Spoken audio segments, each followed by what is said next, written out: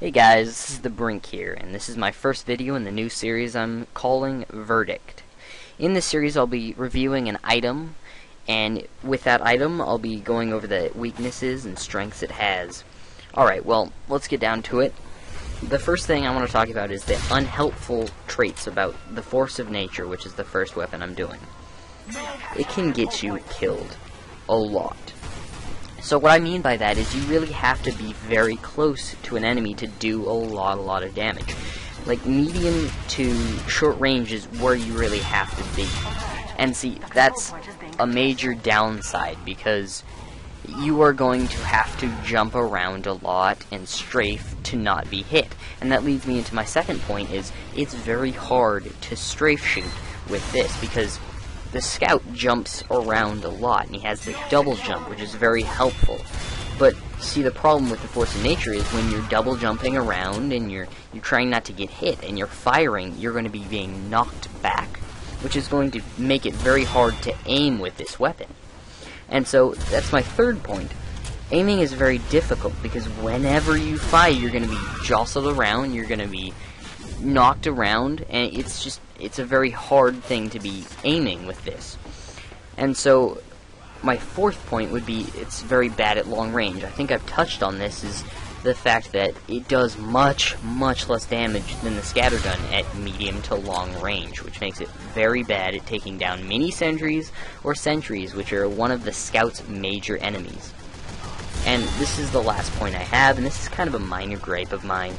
It's got a huge view model when reloading. Now, okay, so not huge, but as you can probably see in the video, it does cover 3/4 to a half of the screen while it's reloading. And that can get kind of annoying.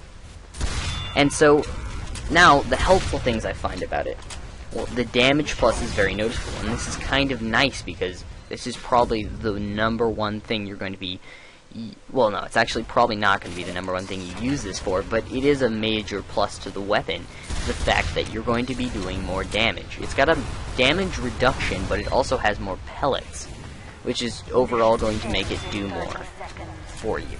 And so, it's very helpful against pyros because of its kickback ability, which is not only bad for you, but it's also bad for opponents. See, if you have a lot of practice with this weapon, you can use it to your advantage. You can be jumping backwards, and you can be knocking yourself backwards, and you can also knock back enemies. And so when a pyro, like a W plus M1 pyro, is charging at you, you can knock him back, and you can bewilder him. And so that's going into my third point for how it's helpful, is it throws off opponents. It really does throw off opponents, because you hit them with it, and they don't know what the heck just happened. They're like, wait, I just flew back 5-10 feet and I'm fighting a scout. Why did this happen?